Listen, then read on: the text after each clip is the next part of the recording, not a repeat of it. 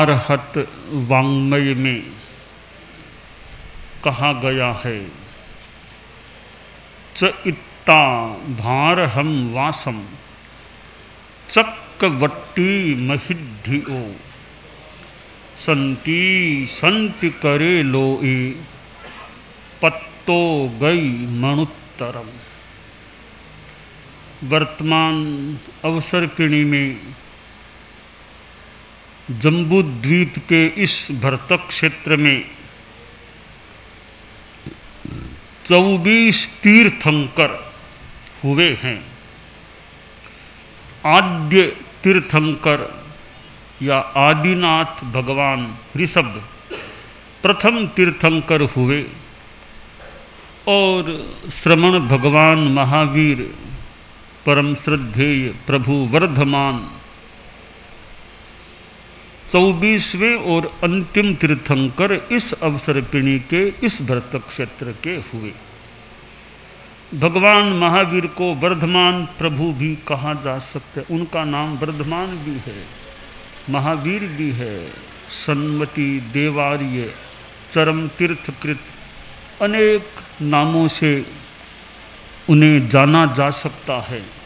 तीर्थंकर अपने आप में आदिकर्ता आदिकर होते हैं, यानी कोई तीर्थंकर किसी के उत्तराधिकारी कि उनके स्थान पर या उनके उत्तराधिकारी वो बने हैं, उनकी संपत्ति के मालिक वे बने हैं। इस रूप में उत्तराधिकारी वे संभवतः नहीं कहला सकते। हाँ, आचार्यों में तो फिर भी उत्तराधिकारी की परंपरा है कि आचार्य भिक्षु के उत्तराधिकारी भारमल जी स्वामी के उत्तराधिकारी रायचंद, इस प्रकार आगे से आगे एक उत्तराधिकारी की बात यथा संभवतया हो सकती है। भगवान महावीर के हम उत्तराधिकारी कहें तो सुधर्मा स्वामी को हमारी श्वेतांबर परंपरा में कहा जा सकता है। महावीर के तो उत्तराधिकारी मान लो हो जाएं, फिर महावीर किसी भगवान या भगवान पार्श्व के आसातना न हो, उत्तराधिकारी थे, यह कहना संभवतः संगत नहीं होता। अर्थात कोई भी तीर्थंकर किसी के उत्तराधिकारी नहीं है, सब अपने आप में आदिकर होते हैं। जैसे यह हम इस उदाहरण से समझें कि आचार्य होते हैं, वे तो यह कहीं भी आगम में यह बात आई है, आगम की यह वाणी है, मैं आगम के आधार पर बता रहा हूँ, या कोई कह दे भगवान महावीर ने ऐसा कहा वो मैं बता रहा हूँ। अर्थात भगवान महावीर या आगम की वाणी का हवाला देकर के आचार्य अपनी बात कहें, यह तो संगत हो सकता है। पर भगवान महावीर यह कहे कि भगवान पार्श्व ने ऐसा कहा था इसलिए मैं यह कह रहा हूँ, यह कहने की उनको जरूरत नहीं है, क्योंकि वे भगवान पार्श्व के समान ही वो हैं। वो भी भगवान पार्श्व भी तीर्थंकर, भगवान महावीर भी तीर्थंकर। तो समय के हिसाब से तो बाद में हुए हैं, भगवान पार्श्व के बाद में कुछ अंतराल के बाद भगवान महावीर हुए हैं। पर भगवान महावीर भगवान पार्श्व की परंपरा में भगवान पार्श्व के उत्तराधिकारी नहीं थे, ऐसा संभावित लगता है। तो हर तीर्थंकर अपने आप में स्वतंत्र होते हैं, आदिकर्ता होते हैं। वे यह कह सकते हैं कि मैं ऐसा कहता हूँ, मैं ऐसा कहता हूँ, मैं ऐसा कहता हूँ। अर्थात पूर्ववर्ती तीर्थंकरों का हवाला देकर बात कहने की जरूरत नहीं लगती उनको। मैं स्वयं सर्वज्ञ वो जानता हूँ, मैं ऐसा कहता हूँ। तो खैर 24 तीर्थंकरों में 16वें तीर्थंकर भगवान शांतिनाथ हुए हैं। और शांति प्रभु उनके लिए कहा गया है जो यह चक्रवर्ती महिध्यो, वे चक्रवर्ती थे, मेहरधिक थे और संति करे, शांति करने वाले थे लोय लोक में। और आखिर वे पत्तो गई मणुत्तरम, अनुत्तर गति को यानी मोक्ष को प्राप्त हो गए। भारतवर्ष को छोड़ दिया था। चक्रवर्ती बनना कितनी बड़ी बात है। भौतिक दृष्टि से चक्रवर्ती से बड़ा कोई पदाधिकारी सत्ताधीश संभवतः मिलना मुश्किल है दुनिया में। चक्रवर्ती से बड़ा और कोई सत्ताधीश पूरी सृष्टि में, मनुष्य जगत में मुश्किल लगता है। और अध्यात्म जगत में तीर्थंकर से बड़ा कोई पदाधिकारी आदमी मिलना मुश्किल लगता है। शांतिनाथ ऐसे व्यक्तित्व थे, वे भौतिक जगत में भी बहुत बड़े आदमी चक्रवर्ती बने थे और फिर अध्यात्म जगत में भी बहुत बड़े आदमी तीर्थंकर बन गए।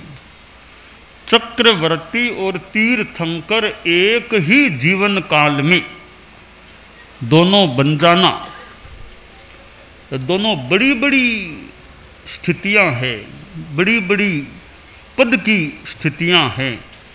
इन दोनों को प्राप्त कर लेना बहुत बड़ी बात। संभवतः भूल न हो तो चक्रवर्ती उत्कृष्ट पदाधिकारी भौतिक जगत में, तीर्थंकर उत्कृष्ट पदाधिकारी अध्यात्म जगत में, ऐसा कहा जा सकता है। तो ऐसे दोनों होदों, दोनों पोस्ट, दोनों पदों पर विराजमान होने वाले भगवान शांतिनाथ थे। तो शांति, नाम में शांति है, नाम शांति है। तो कहा गया संति करे लोए कि शांति हैं शांतिनाथ प्रभु, वे लोक में, दुनिया में शांति करने वाले हैं। तो शांति, दूसरों के निमित्त से भी शांति मिल सकती है। आदमी के भीतर भी शांति का निवास हो सकता है।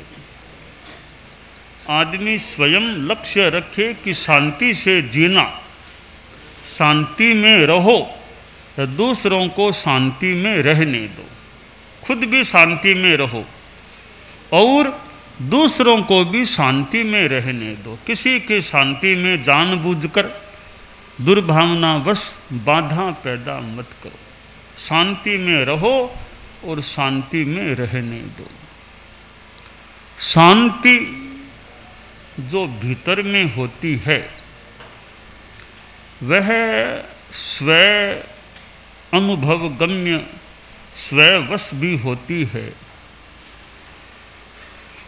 आदमी अच्छी साधना करे, अपने आप पर कंट्रोल रखे, अपने आप पर अनुशासन रखे, आदमी शांति में रह सकता है। दूसरा कोई कुछ भी बोल दे, मेरी शांति भंग क्यों हो? कि चित्त समाधि रहे तो चित्त समाधि, चित्त शांति ज़्यादा तो अपने खुद के हाथ की बात ही है।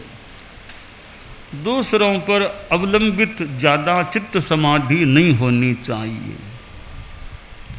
दूसरा कोई कुछ भी कर ले, आप परिवार में साथ में रहते हो, मान लो 5, 6, 7, 8 व्यक्ति परिवार में साथ में रहते हैं, बच्चे भी हैं, युवा भी हैं, कोई प्रौढ़ हैं, वृद्ध, दादा भी है, पोता भी है, कहीं कहीं पड़पोता भी है, कई लोग साथ में रहते हैं।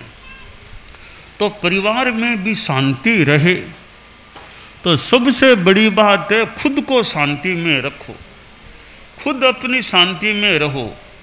दूसरा कोई बोल गया तो बोल गया, कोई कठोर बोल गया तो बोल गया, दिमाग में टेंशन नहीं करना चाहिए। हम दूसरों की बातों को सुन सुन करके अशांति में चले जाएंगे तो फिर तो हमारी शांति तो दूसरों के हाथ में हो गई। कोई चाहे तो बोल बोलारा करके हमको अशांति में ला दे, ऐसा नहीं, हमारी शांति हमारे हाथ में रहनी चाहिए। दूसरा कुछ भी बोल दे आपको, आपके क्या फर्क पड़ता है? गाली सुना न हुए गुमरा, कोई गाली दे दे तो हमारे गाली से गुमरे थोड़ी ही होती है, दुखड़ियाँ थोड़ी ही होती है। गाली दे दी तो दे दी, इस कान से सुनी इस कान से निकाल दी, बस दिमाग में रखो मत उसको। दिमाग में बात को जमा के रखेंगे तो अशांति हो सके। मुझे ऐसा कह दिया, मुझे ऐसा कह दिया तो कह दिया, मेरे क्या फर्क पड़ता है? जो इधर से सुनना और उधर से निकाल देना फालतू बातें हैं, उनको दिमाग में ज़्यादा स्थान नहीं देना चाहिए, तो हम शांति में रह पाएंगे। वरना सोचते रहो कि उसने मुझे ऐसा कह दिया, बेटे ने मुझे ऐसा कह दिया, पोते ने ऐसा कर दिया, मेरा मान सम्मान नहीं, अब दिमाग में घुटते रहो, दुख पाते रहो। वरना शांति में कह दिया तो कह दिया, कभी मौका होगा तो उसको समझा देना चाहिए, बाकी दिमाग में परेशानी नहीं रखनी चाहिए। अर्थात हमारी शांति हमारे हाथ में रहे, हमारे कंट्रोल में रहे, हमारी शांति दूसरों पर निर्भर ज़्यादा न रहे। तो उसके लिए आदमी बस अपने कसायों पर कंट्रोल रखे, दिमाग में ज़्यादा फीलिंग न करे, ज़्यादा तनाव न करे। ऐसी वैसी बातें आए कान में, इधर से सुनो उधर से निकाल दो, दिमाग में जमा करके मत रख। बढ़िया बात है तो दिमाग में रख लो, अच्छी बात कहीं से सुनी है, दिमाग में रखे। फालतू बातें हैं, व्यवहार की फालतू सी बातें, उसने ऐसा कह दिया, उसने ऐसा कह दिया, इन बातों को ज़्यादा दिमाग में बार बार याद नहीं करना चाहिए, निकाल देना। कह दिया तो कह दिया, कोई बात, फीलिंग नहीं करनी चाहिए। जानना अलग बात है, फीलिंग करना अलग बात है। आदमी कैसा है आपने जान लिया, यह आदमी कैसा है, यह ज्ञान हो गया। ज्ञान एक चीज़ है, संवेदना अलग चीज़ है। यह आदमी खराब है, मान लो आपकी दृष्टि में खराब है, आपने जान लिया आदमी विश्वसनीय नहीं है, ठीक, यह ज्ञान हो गया। अब दिमाग में संवेदना करेंगे, वो आदमी ऐसा रे, वो आदमी ऐसा है, अब संवेदनाएं होगी, उसने मुझको ऐसा बोल दिया तो हमें दुख हो सकता है। तो ज्ञान और संवेदना, ज्ञान अपने आप में ठीक है, जान लेना कौन कैसा, जान लेना क्या कहा, जान लिया, ज्ञान तक ठीक है। ज्ञान के बाद जो संवेदनाएं होती हैं वो बढ़िया नहीं है। इसने इनको ये कह दिया, जान लिया भी इन्होंने ऐसा कहा है, ज्ञान तक ठीक है। अब ये सोचते रहेंगे बार बार, मुझे सवेरे ऐसा बोला था, मुझे ऐसा बोला था, मुझे ऐसा बोला। अब कई दिनों में जाके बात करेंगे, मुझे ऐसा बोल दिया। तो ये फालतू क्यों किसी को बोल दिया तो बोल दिया, बस जान लिया कि ऐसा बोला था। अब मन में तनाव मत करो, उसके बोलने से तुम छोटे थोड़े ही हो जाओगे, है ना। किसी के बोलने से क्या तुम छोटे हो जाओगे क्या? क्या वो कोई प्रमाण है क्या? उसने कह दिया तो ये कोई छोटा हो गया? उसके पास ऐसा क्या पावर है कि उसने कह दिया वो प्रमाण है? ताकि दुनिया में कोई कुछ कह सकते हैं। तो इसलिए किसी के कहने से आप छोटे नहीं हो जाओगे, है किसी के कहने से आप बड़े भी नहीं हो जाओगे। आप तो हैं वैसे ही हैं, कहने वाला कुछ भी कह दे। इसलिए दूसरों की बातों को सुनकर के दिमाग में परेशानी नहीं करनी चाहिए। तो शांति, हम शांति में रहें, दूसरों को शांति में रहने दें। हम अपनी ओर से किसी की शांति में बाधा पैदा न करें। कोई नींद ले रहा है, सो रहा है, हमारी ओर से कोई परेशानी, उसको नींद में बाधा नहीं पड़नी चाहिए। नींद में है, जरूरी काम के बिना किसी को क्यों जगाएं? कोई सोया हुआ है, जरूरी काम हो तो मान लो भी उठाना पड़ेगा, बहुत जरूरी काम आ गया, पर भी सोने दो, जाग जाए तब यह काम उनको बता देना। जब वो जाग जाएं तब उनको यह सूचना दे देना कि यह काम है। ताकि सोए हुए को जरूरी काम के बिना जगा करके उसके नींद में बाधा पैदा नहीं करनी है। अर्थात किसी की शांति में बाधा पैदा मत करो। तो स्वयं शांति में रहो और दूसरों को शांति में रहने दो। हमारी शांति भंग क्यों होती है? हमें ज़्यादा गुस्सा आएगा तो कहीं शांति भंग हो सकती है, ज़्यादा चिंता होगी मन में तो शांति भंग हो सकती है। ज़्यादा चिंता चिता समाप्रोक्ता को भेदस्थित चिंतयो या बिंदु मात्र से भेदतः चिता दहति निर्जीवम चिंता सजीव मप्य हो। कि दो शब्द हैं चिंता और चिता, दोनों में क्या अंतर है? एक बिंदु या आधा न का चिता, आधा न लगा दो चिंता, या अनुस्वार लगा दो चिंता, इतना सा अंतर है। चिता और चिंता दोनों का काम जलाना है, कि चिता तो निर्जीव को जलाती है, या चिंता सजीव आदमी को भी भीतर से जलाने लग जाती है। तो ज़्यादा चिंता, अनावश्यक चिंता का भार नहीं ढोना चाहिए। चिंता नहीं, चिंतन करो कि चिंता नहीं करके कोई समस्या है, कठिनाई है, सॉल्यूशन खोज सकते हैं। ज़्यादा चिंता नहीं करनी चाहिए। है चिंता करनी भी है तो आधा घंटा कर लो, बाद में आराम से रहो। चिंता करनी भी है थोड़ी चिंता परिवार की, समाज की, आधा घंटा बैठ जो चिंता करना सो कर लो, उसके बाद दिमाग को शांति में रखो। अब चिंता नहीं करना ज़्यादा। तो हम चिंता में नहीं जा करके सॉल्यूशन खोजने का, चिंतन करने का, शुद्ध चिंतन करें। तो चिंता करने से क्या होगा? आखिर समाधान तो हमें कोई चिंतन से या किसी तरह मिल सकता है। अनावश्यक चिंता का भार ढोते रहो, ठिकाने में आ गए, यहाँ भी वो चिंता, घर की चिंता, ऑफिस की चिंता है, परिवार की चिंता है। तो चिंता ज़्यादा नहीं करनी चाहिए आदमी को, बस सॉल्यूशन खोजने का प्रयास तो आदमी कर सकता है। तो गुस्सा ज़्यादा आता है, चिंता मन में होती है, या भय लगता है, ज़्यादा लोभ लालसा ज़्यादा होती है, सारी कामनाओं की पूर्ति हो जाए यह कहना कठिन है।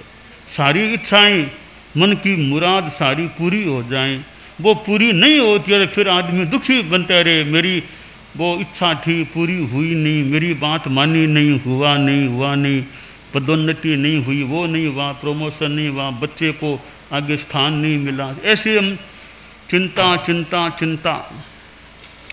तो ये आदमी का जीवन है। तो चिंता थोड़ी बहुत करनी हो तो मान लो आदमी कर ली तो कर ली, ज़्यादा दिन भर चिंता का भार नहीं ढोना चाहिए। मन में शांति रहे, तनाव मुक्तता रहे। यह योग, ध्यान, मेडिटेशन है, साधना है। आदमी तनाव मुक्त, चिंता मुक्त रहे और उचित पुरुषार्थ आदमी को करने का हो सकता है भी। जो काम करना पुरुषार्थ करो, आलस्य में मत रहो। विद्यार्थी पढ़ाई तो करता नहीं है, मान लो ज़्यादा, परीक्षा के दिन आ गए, अब चिंता करता है रे पास होऊंगा या नहीं। तो पहले पढ़ाई की या नहीं तुमने? ये पढ़ाई तो नहीं की, अब चिंता करते हो कि परीक्षा के दिन निकट आ गए, पास होऊंगा या नहीं होऊंगा। तो पहले पढ़ाई तो करो ना, पुरुषार्थ करो, बाद में चिंता क्यों करनी पड़े कि पास होऊंगा या नहीं, कि सीए क्लियर होगी या नहीं होगी। अपना पुरुषार्थ ठीक करते हो कि नहीं करते हो? पुरुषार्थ करना आदमी का काम है। बाकी तो अब जैसा होगा वैसा होगा। पुरुषार्थ करने में कमी नहीं रखनी चाहिए। आदमी का कर्तव्य पुरुषार्थ करना है। पुरुषार्थ करने के बाद में भी सफलता नहीं मिले फिर कोई तनाव नहीं करना चाहिए, क्योंकि मेरा काम, हमारा काम प्रयत्न करना है। वो हमने कर लिया, हमारी कोई कमी नहीं रखी हमने। अब जो होना है सो हो जाएगा। तो यत्ने कृते यदि न सिद्ध्यति कोत्र दोष है, कि प्रयत्न करने के बाद भी अगर सफलता न मिले इसमें हमारा कोई दोष नहीं है। हमने पूरा पुरुषार्थ कर लिया, बाकी जैसा नियति का योग है वैसा हो गया। तो पुरुषार्थ करने के बाद सफलता न मिले उसके लिए तनाव करने की जरूरत नहीं। हाँ, पुरुषार्थ में कमी रखी हो तो सोचो ये मैंने कमी रखी, आगे मेरी कमी न रहे, आगे मैं पूरा पुरुषार्थ अच्छा करूं। तो यह शांति भीतर में साधना है हमारी, कसाय शांत हैं, पुरुषार्थ अच्छा है, हमें शांति मिल सकती है। सुविधा है वो साधनों से, संसाधनों से मिल। आपके पास खूब पैसा है, आपके घर में खूब अच्छी व्यवस्थाएं हैं, खूब सुविधाओं के साधन हैं, आपके इस गर्मी में एसी की अच्छी व्यवस्था है, एकदम एसी के कमरे में आप रह रहे हो, अच्छा बंगला है, अच्छी कार आपके पास है, और सब सुविधा के साधन रसोई में और में सब चीज़ें आपके पास उपलब्ध है। ये सुविधाएं संसाधनों से मिल सकती हैं। पैसा आपके पास है खूब, आप चाहो वो खरीद लो, अच्छी चीज़ें खरीद लो और सुविधाओं को प्राप्त कर सकते हो। संसाधनों से सुविधा मिल सकती है, भीतर की शांति है वो पैसे से मिल जाए ये अत्यंत कहना कठिन है।